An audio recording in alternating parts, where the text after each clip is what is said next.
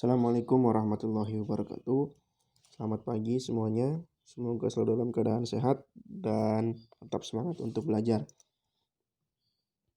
Oke, pagi hari ini kita akan membahas mengenai gerak vertikal. Gerak vertikal ini terbagi menjadi 3 ya. Ada gerak jatuh bebas namanya. Kemudian yang kedua ada gerak vertikal ke bawah. Dan yang ketiga adalah gerak vertikal ke atas. Gitu. Nah, di gerak vertikal ini tentu gerak bendanya ini arah sumbu Y ya. Kalau kemarin minggu lalu kita bahas mengenai gerak horizontal, yaitu mengenai GLBB, ini kan arah sumbu X berarti. Ada GLBB dipercepat, ada GLBB diperlambat. Di mana nilai A-nya atau nilai percepatan itu simbolnya A. Kemudian kalau simbol perlambatan itu adalah nilai A-nya minus ya kalau perlambatan. Nah, kalau gerak vertikal ke atas, ini arah sumbu Y, maka nilai percepatan ini sama dengan G, bisa diganti dengan G ya. G ini konstanta gravitasi, nilainya 10 meter per second kuadrat. Ini kalau di bumi gitu.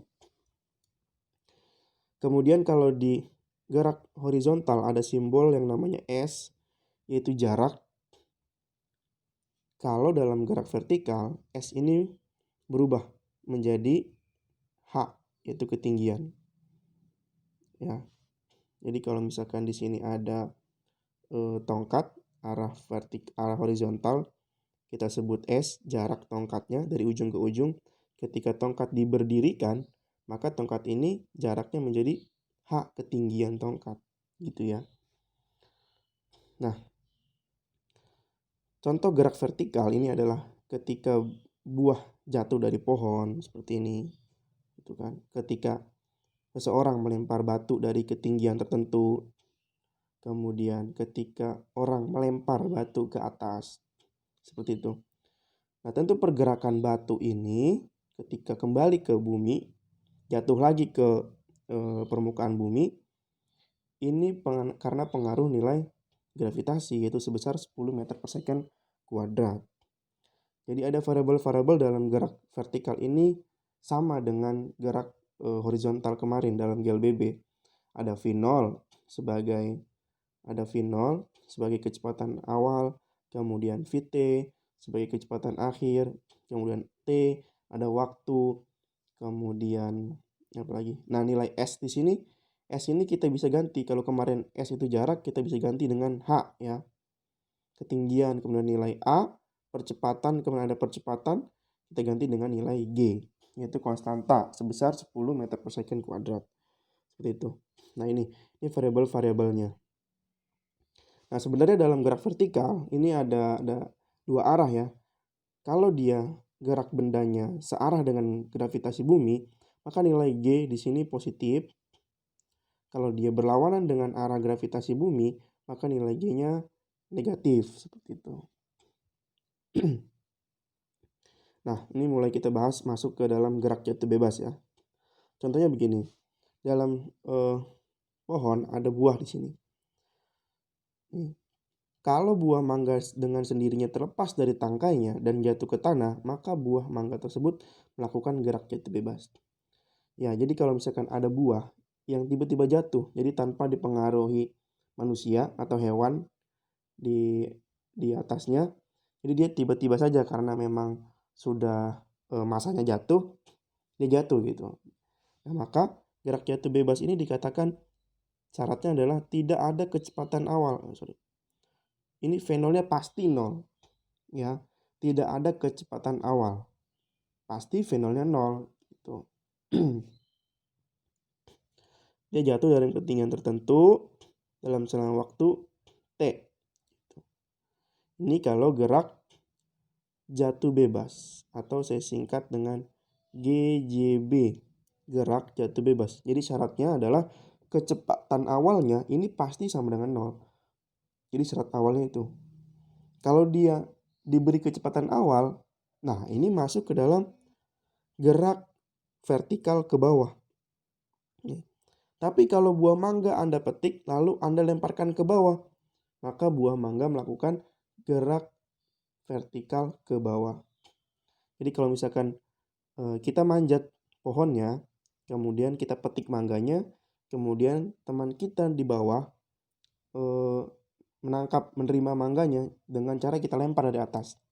Nah, itu artinya di situ adalah gerak, saya singkat nih, gerak vertikal ke bawah, GVB, GJB, GVB.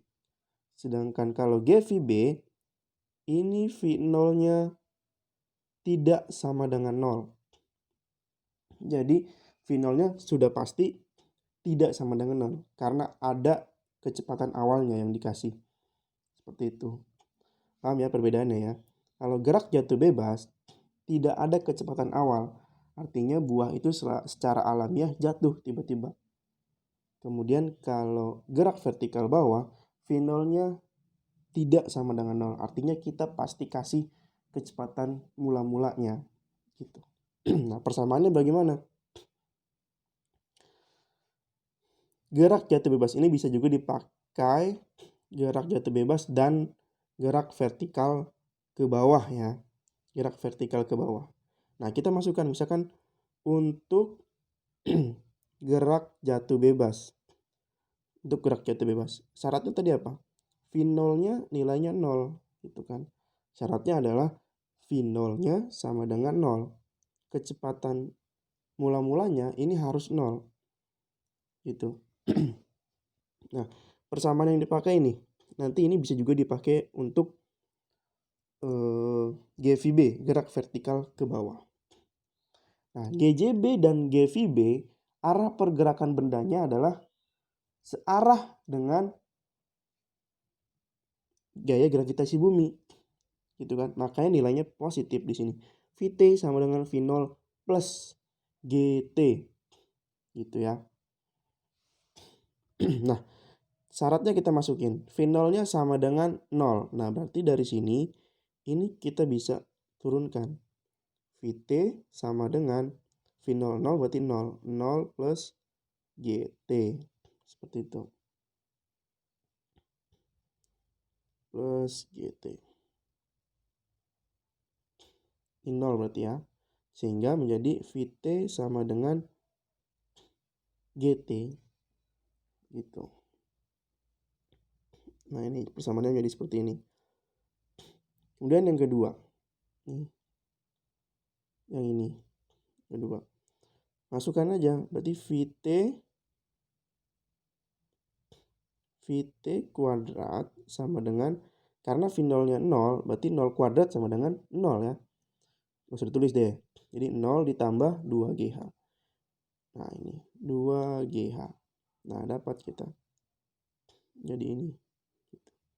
Dan yang H-nya untuk menentukan ketinggian, V0-nya 0. Berarti H sama dengan 0 dikali T, 0. Sehingga menjadi ini aja.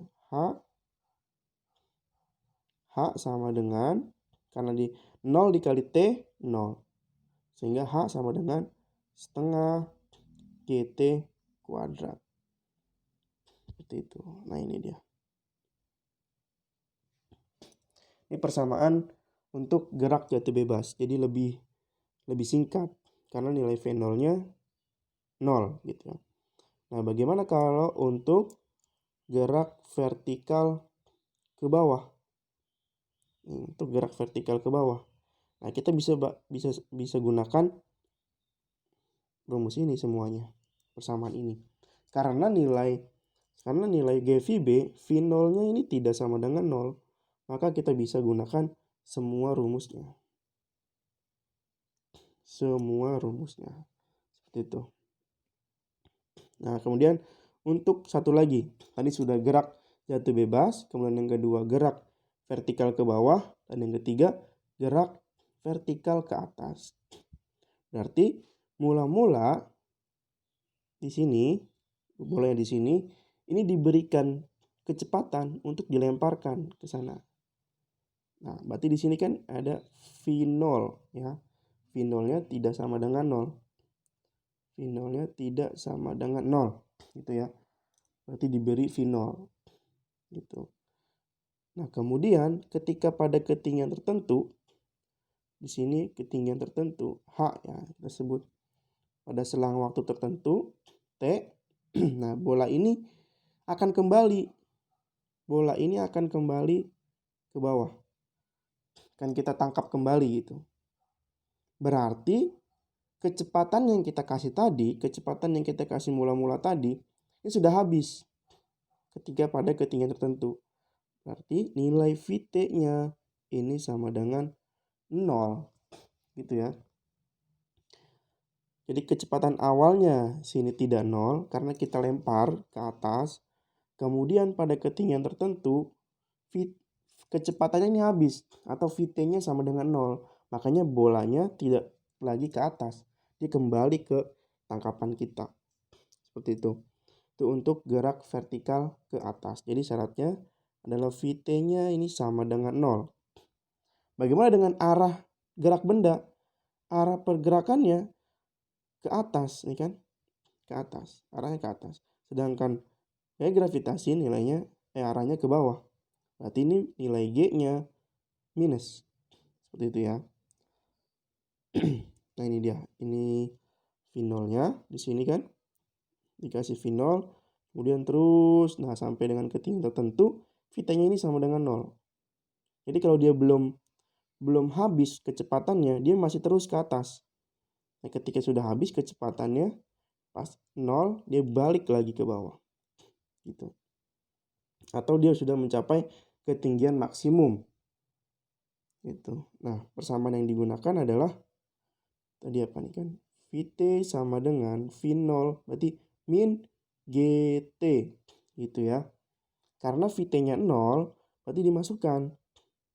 Vt sama dengan 0. Nah, sama dengan V0 min Gt. Nah, V0 sama dengan Gt-nya pindah ruas ke samping sebelah kiri. Menjadi Gt. Nah, ini untuk menentukan kecepatan awalnya. V0 sama dengan Gt.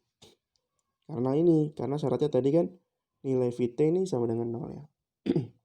Kemudian yang kedua. Yang kedua apa?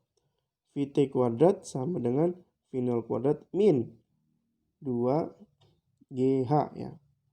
Tadi syaratnya apa? Syaratnya masukkan lagi. Vt-nya 0. 0 kuadrat 0 sama dengan V0 kuadrat min 2GH. Berarti ini pindah ruas ke samping kiri. V0 kuadrat sama dengan 2GH. Nah, ini dia.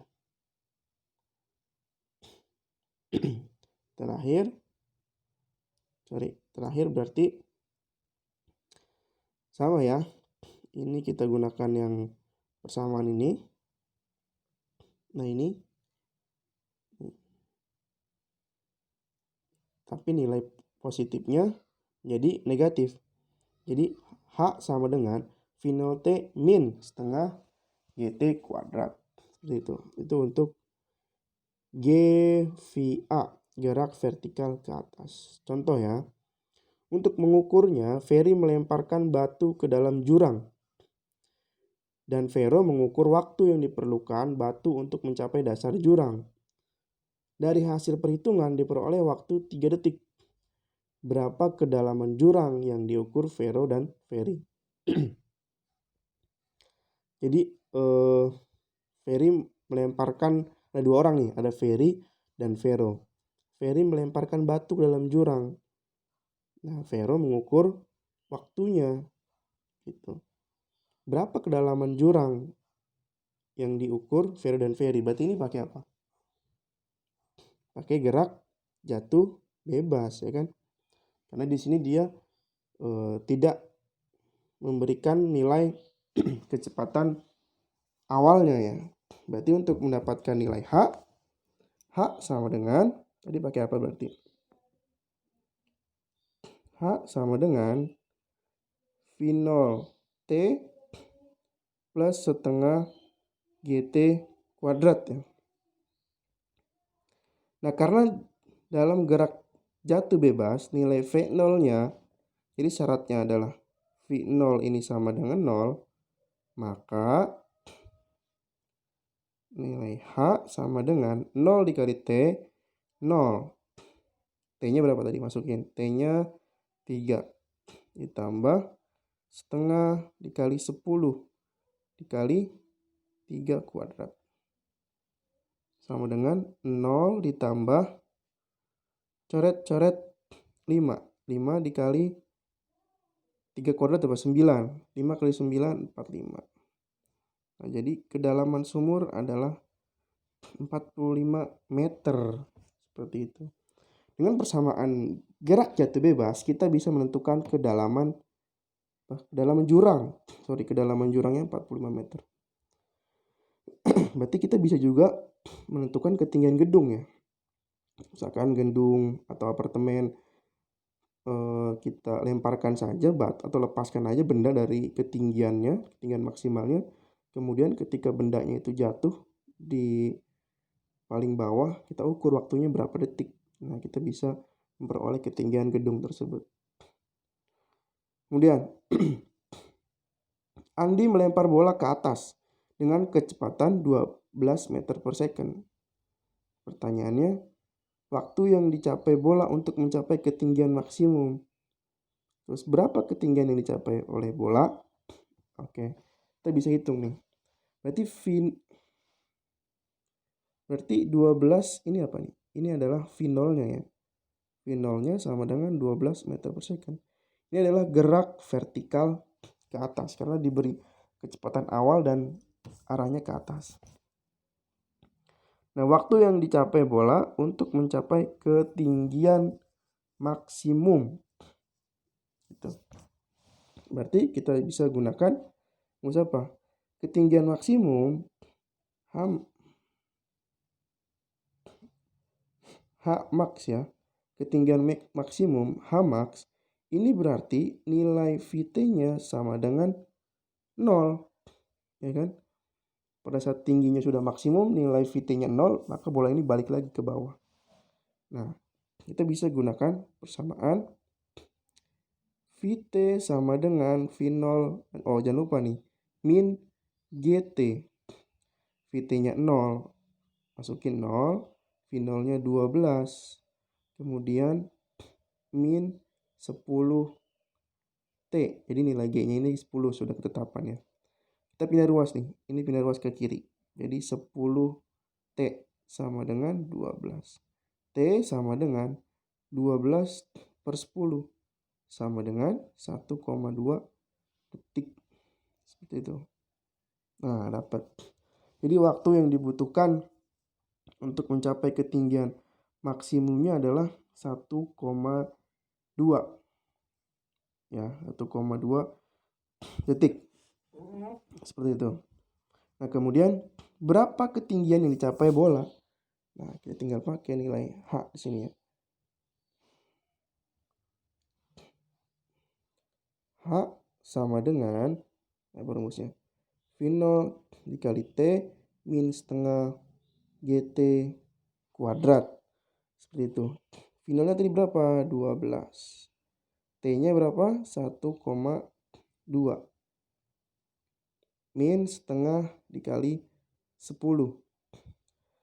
Dikali T-nya 1,2 kuadrat. Gitu ya.